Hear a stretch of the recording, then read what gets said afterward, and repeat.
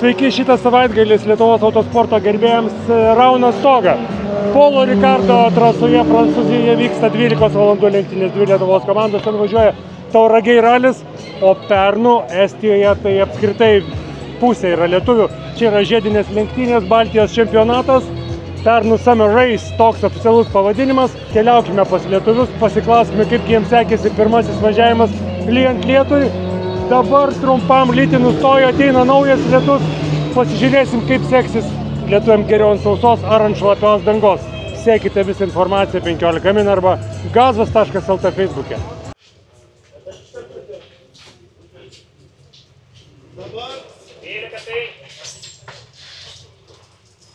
Dabar 12-2. Aurimai, tau iš šio sezono jau trečios lenktynės ir kol kas vienos geriausių turbūt. Taip, tai turim vėl lietingas sąlygas, kaip ir pirmame etape. Tai ant lietaus šiek tiek turiu pranašumo, bent šį sezoną taip dėliojas, tai visai neblogai. Kvalifikacijai buvau antras, bet konkurentas turėjo baudą iš praeito etapo, tai startavau pirmas, jis ant sauso buvo greitesnis, bet ant šlapios dangos pavyko važiuoti greičiau. Kas tavo konkurentas? Simo Lind, tai jisai tikrai greitas ir čia ir per lietų turėjau gan didelį tarpą, bet pradėjo džiūt trasa ir jis pradėjo vytis. Tai bandžiau keisti trajektorijas, pagauti tą sausesnę liniją, bet vėl pradėjo lyt ir tada sugrįžau į tempą ir vėl pradėjau bėgti. Tai tokios atrodo gal ir ne taip ir sudėtingai iš šono, bet iš tikrųjų tai buvo gan sunku, nes kiekvieną ratą turėjai ieškoti naujų stabdymo taškų, nes pastoji džiuvo, lyjo, toks sudėtingos sąlygos. O kodėl ant lietaus tu greitesnis? Ar todėl, kad iš Lietuvos, nes Lietuva tai žodžio lietus? Gali būti. Šiaip aš nenoriu prisišnekėti, bet nelabai bijau paslyst. Tai gal dėl to man lengviau važiuoti iki tos ribos. Tas slydimas nėra man taip diskomfortiška. Tai aš tiesiog pradedu lėkti greičiau negu yra sukibimo, pradedu slidinėti ir tada bandau surasti tą optimalų tempą ir taip važiuoti. Tai manau, gal tai viena iš priežasčių. Kaip automobilis laikosi? Nes pilotas, matom, gerai laikosi, kaip automobilis, nes antrame etape berods, ar ne Rygoj, nelabai važiavo. Tai antrame etape turėjom daug ir variklį keitėm ir paskui pakeistas variklis irgi sugedo, turėjom 2 elektros problemas, tiesiog toks, kaip sakau, visiems būna tokie savaitgaliai, toks ir buvo ten. O dabar automobilis pakankamai gerai, šiaip neturėjau jokių techninių dėlių bėdų, ten keletas smulkmenų buvo likę iš praeito, bet viskas išsisprendė, susiradom ir išsprendėm, tai kol kas nenoriu irgi prišnekėti, bet automobilis važiuoja puikiai. Sąlygos šiandien lietuviškos, nes Lietuva žodžio lietus.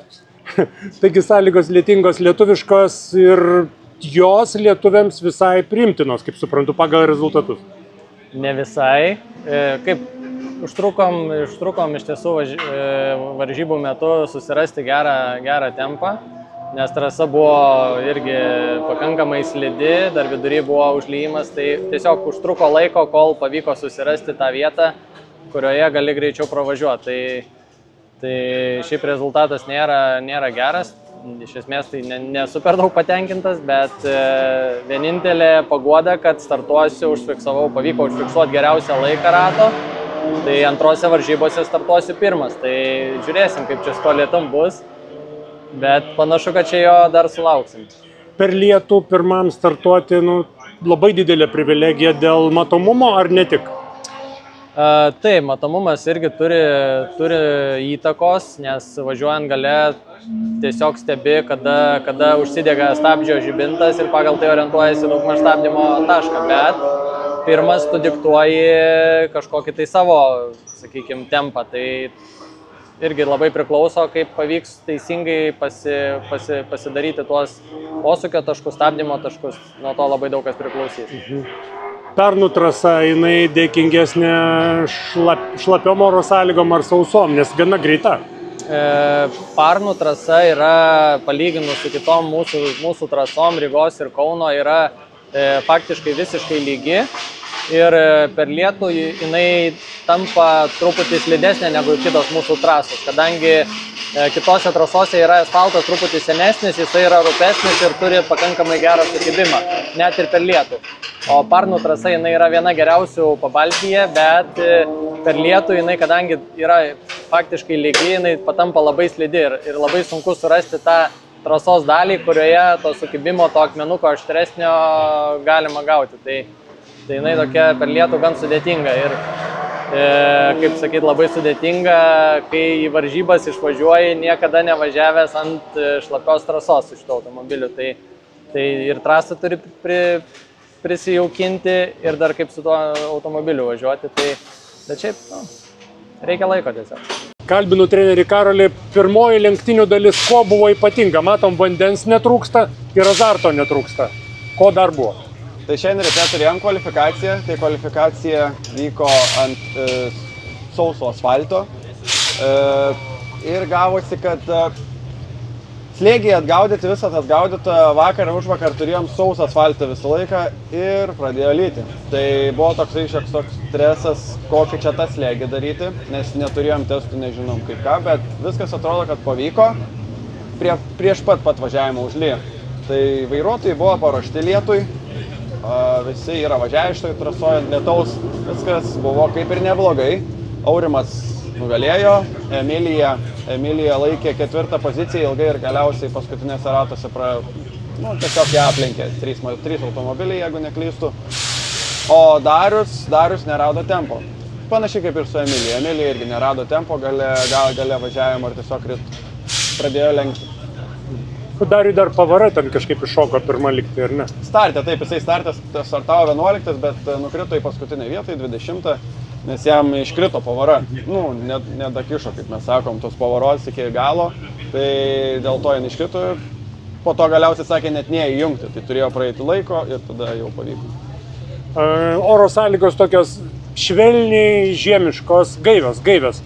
Ar treneriui reikia lenktynininkus užkurti? Ar vis dėlto ir tokiom sąlygom vėsinti?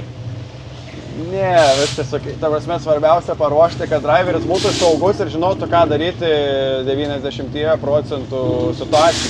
Tai jeigu jis jaučiasi komfortiškai, jau tenai, kaip sakot, apšilti, tai jau tenai kaip jie patys sugalvoja, taip. Bet iš esmės tas darbas toksai, kiekvieną dieną dirbam, kiekviena diena skirtinga.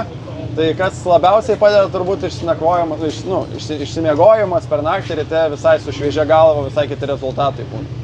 O dėl oro, tai ketvirtadienį turėjom 28 laipsnius, vakar turėjom 18 ir 20, šiandien turim 16 ir lietų. Algirdai, matau, atvažiavot įdomių automobilių į lenktynės, bet važiuojate ne elektriniu, o BMW ir šį kartą vėl jūs labai arti idealaus rezultato. Kvalifikacija pirmiausiai buvo labai gera. Taip, nežinau, kažkaip pavyko iš ryto, kažkaip turbūt man geresnė forma būna negu vakare, tai aš tikrai puikiai suvažiavau koalą ir turbūt, kad nesitikėjau pats, kad taip gausis gerai. Dėl ko? Dėl oro sąlygų ar dėl kitų dalykų? Aš manau, kad oro sąlygos ir mašina šiek tiek turėjo ten tokių trikdžių iš vakaro, klaidelės visokias mėtydavo, tai dėl to, ten aišku, kai viskas yra milisekundėmis, tai žinot, tada sunku suvokti, kas ten iš tikro blogai, bet šiandien iš ryto jinai puikiai elgėsi ir galėjau atsukti kiek galėjau. Ir pirmajame važiavime antras finišavot? Taip, pirmajame važiavime antras, nes padariau iš pradžioj. Išvažiavau iš starto, viskas ok, iš pirmo posūkio ok ir pasijaučiau labai gerai ir paskui pirmam, tam prasme, dešiniam posūkį tokiam praslydau į pievą, į bulves taip vadinamas bet išnirau vis tiek dar pirmas. Bet jau tada, kaip išvažiavau atgal į trasą, tai jau nebuvau toks kietas bachūras, kiek prieš tai, žinai, ir biškis pakriko ta tokia savitvarda, nes visi aplink mane iš nugaros ir tą kelis ratus, kol atsilaikiau, paskui, bet visą laiką turėjau gintis realiai. Visą laiką turėjau gintis, negalėjau naudoti tų geresnių trajektorijų. Tai toksai buvo chaotiškas važiavimas, iš tikrųjų labai nepatenkintas, kaip važiavau, bet kaip yra. Ritmas visuomet yra labai svarbus, o čia dabar šita trasa pernų jums asmeniškai geriau, kai sausa ar kai šlapia, lyginant su varžovais? Ant šlapios aš beveik nemažiavęs čia, niekada. Vieną kartą labai nedaug ir net su tokia mašina. Taip kad man jinai kaip šlapia, tai jinai... Ir dar vienas dalykas, kad mum turbūt, kaip mes išvažiavom, pradėjo stipriau lyti ir tas pats blogumas. Paskui jau jinai išsivažinėja ir jinai tokia geresnė pasidaro. Bet dabar tai buvo tikrai sunku ir reikėjo važiuoti kitaip, norint greit važiuoti, ką Islandas parodė. Bet aš besigindamas tiesiog tą praradau galimybę ir tiek. Tai dabar atakuoti lengviau bus? Bus matyti kažkaip, aišku, įdomu ir dabar bus įdomu irgi pasižiūrėti, kaip kas, bet bus kaip bus, nežinau, čia vis tiek mes kažkaip, aš nelabai sureikšminu per daug to rezultato, tiesiog mokymosi procesas ir viskas, kad paskui galėtume kažką savo tiem klientam, aš kadangi kaip instruktorius dirbu Tėvas Racing, tai galėsiu klientam kažkokią žinią perduoti kažkokią. O kas yra tėvas? Kodėl Tėvas Racing? Tėvas iš tikrųjų yra mano sūnus. Todėl, kad kaip žinia, brolis Jonas ir Ignas Gelžiniai, kaip jie augo kartu, tai pavadino jį tėvuku, kadangi jis buvo su akinukais ir toks rimtas. O paskui, kai užaugo, tai tėvas tapo ir Tėvas Racing. Ne aš tėvas, mano sūnus yra tėvas. Ir jis vadovauja komandoms lenktynėse? Taip.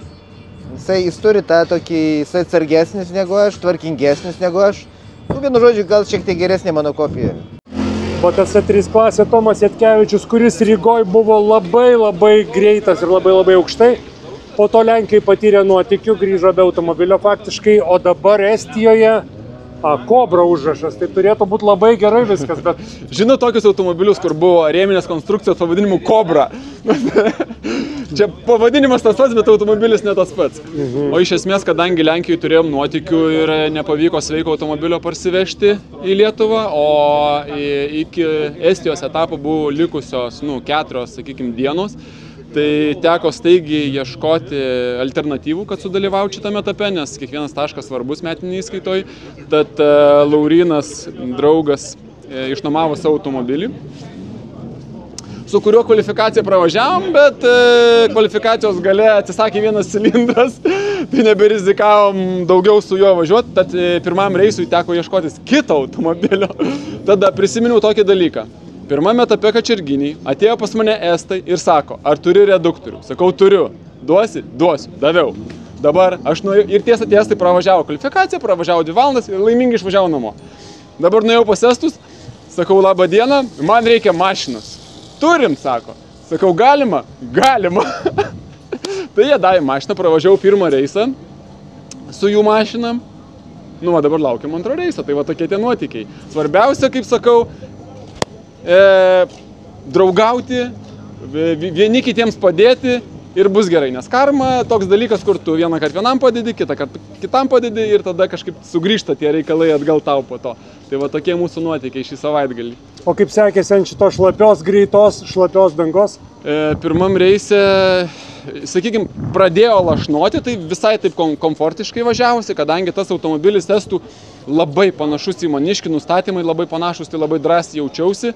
Reiso gale lietus stiprėjo ir man, sakykime, iki 3 vietos buvo likę apsilenkti vieną varžovą, kuriam jau buvau realiai ant užpakalio.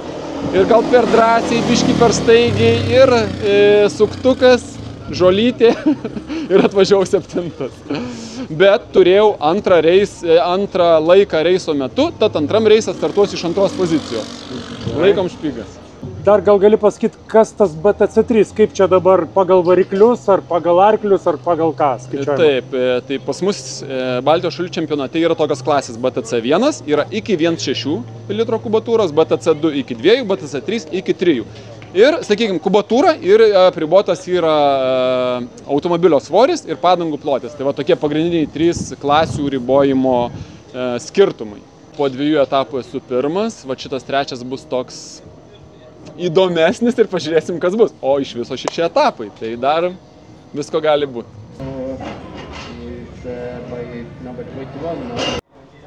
Tomai, po finišo nesišypsai, ne taip kaip prieš startą. Kas vėl nutiko? Jo, tas pasakymas, kas vėl nutiko, tai toks kažkada Izidorius turėjo kontaktą kačerginį, istoriją tokią girdėjau, ir jam lūžo amortizatorius ir reikėjo greito sprendimo, kad startuotų kitose lenktynėse, tai priėmė sprendimą suvirinti amortizatorių. Tai tiesiog lūžo virinimo vieta. Lygioj vietoj, nei kontakto kokio buvo, nei kažko ypatingo, tiesiog važiuojant, stabdant lūžo amortizatoriaus virinimo vieta. Aišku gaila, nes automobilis skolintas, vairavau skolintą automobilį. Tai tokia ir nuotaika, bet atėjau, bandau padėti vyrams kažką darbuotis, kad išpirkti šiek tiek savo kaltę ir kad jie rytoj galėtų važiuoti. Tai padėsiu, ko galėsiu. Eisiu dalių ieškoti, nes reikia amortizatoriaus. Bet nenusiminam ir, kaip sakant, į priekį. Ir kai nulūžo amortizatorius, nuėjo tiesiai į mašiną? Jo, dar iš tikrųjų labai pasisekė, kad pavyko šiek tiek pastabdyti. Stabdžiau ir pusiaukeliai stabdymo įsilūžo. Nes jeigu būtų įsilūžęs turbūt iš karto, tai būčiau nuėjęs tiesiai be stabdžių. Tai nėra tai blogai, kaip atrodo, bet tiesiog liūdna, nes vis tiek skolintas automobilis, tai ne faina. Bet viskas gučiai, vyrai labai draugiški, sakė, kad nenusiminčiau. Tai bandysiu išpirkti kaltę, darbuotis, eisiu prie mašinos, išplausiu mašiną. Taip, nežinau, iš tikrųjų aplinkybės taip susiklostė. Aš iš savo pusės, kiek galėjau, važiavau greičiau, kokiu išėjo. Kitiem gal prasčiau sekėsi, tai taip ir išėjo. Kitiem prasčiau sekėsi dėl ko? Šiaip labai sąlygos yra tokios, sakyčiau, sudėtingos, kadangi jeigu pilnai lyja, tai vienas dalykas, pilnai sausa, kitas, bet kai džiūsta arba kai pradeda lyti, tai atsiranda visokių niuansų labai daug ir dėl padangų, slėgių ir visą kitą, tai vieniem tada vienaip, kitiem kitaip, yra ten tokių dalykėlių. Ar ilgai trunka džiaugsmas laimėjus? Trunka, kurį laiką trunka. Kiek? Nežinau. Kol gauni apdovanojimą, ar kai kerti finišo liniją? Ne, tai turbūt savaitėlę kokia tikrai, tada dar emocijų yra nemažai visai. Ar antroji vieta džiugina, ar liūdina? Kaip yra? Sako, yra tik viena nugalėtoja vieta, kitos ne. Iš tiesų džiugina. Džiugina, nes buvau pasilgęs tokios kovos artimos, kur realiai net turėjom keletą kontaktų, bet jie buvo grinai sportiniai, tai iš tiesų buvau pasilgęs tokios kovos ir tikrai smagiau yra atvažiuoti antram tokioje kovoje, negu pirmam su dideliu tarpu, kai buvo Rygoj. Tai iš tiesų tikrai sveikinimai Artiomui, atlaikė spaudimą, aš dariau ką galėjau, bet trasa yra ne visiškai pradžiūvusi ir tiesiog labai sunku padaryti lenkimą šlapioj trasos dalyje, tai teko tiesiog spausti ir laukti klaidos, bet jis atlaikė, tai tikrai sveikinu jį su pirma vieta. Provokacinis klausimas apie šias lenktynės tik tai. Ar jeigu iš naujo joms ruoštumės ar startuotum, ką darytum kitaip? Būtų labai gerai pasitreniruoti ant šlapios dangos, nes iš tiesų automobilis gan naujas, tų testų ant šlapios dangos turėjom labai minimaliai, ir vakar ir užvakar visą dieną turėjom sausą ir tik tai pirmam starte šiandien apturėjom pavažiuoti ant šlapios dangos. Tai tiesiog trūko tokio ne tik pasiruošimo, bet pasitikėjimo mašina, kad jinai gali pakankamai išsilaikyti gerai ant to šlapios. Tai tiesiog praktikos.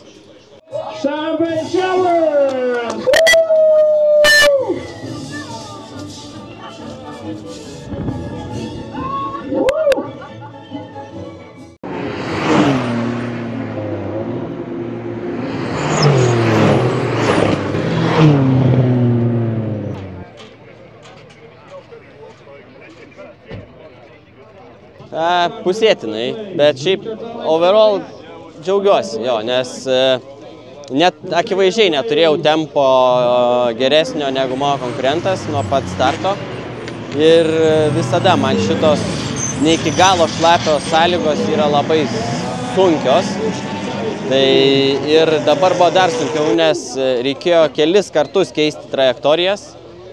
Ir tik į patį galą atradau tas greitesnės ir pagreitėjau, tai iš principo ir teko sekti galinį veidrodį, nes labai spaudė, tai buvo sunku.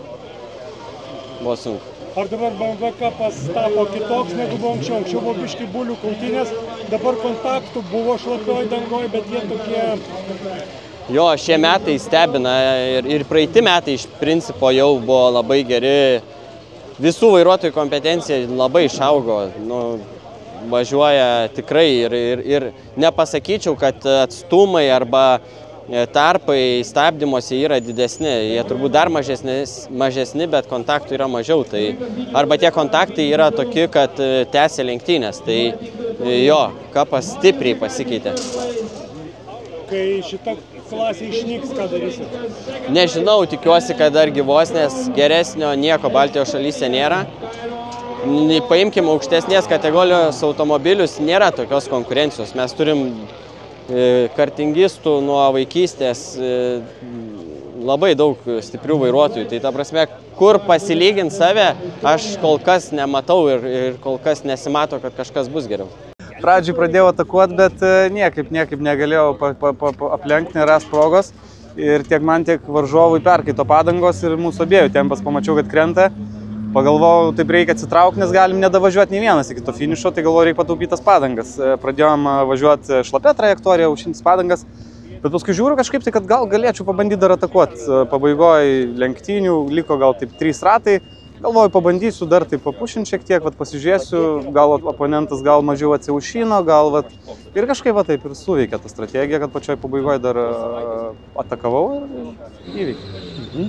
Kodėl antras važiavimas buvo sėkmingesnis negu pirmas, gerokai sėkmingesnis?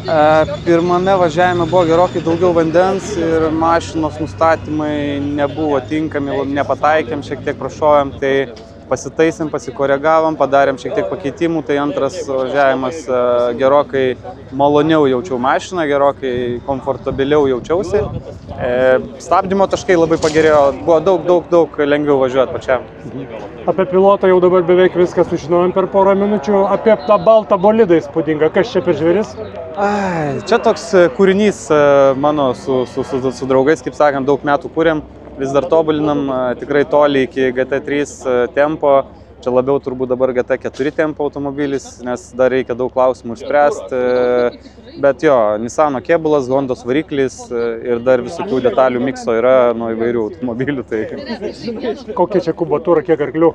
Hondos variklis 2 litrai, turbo dabar apie 500 arklių, bet tikimės kitam sezonui turėti daugiau. Kad būtų galima bent panašų tempą laikyti kaip GT3, gal bent jau bandyti.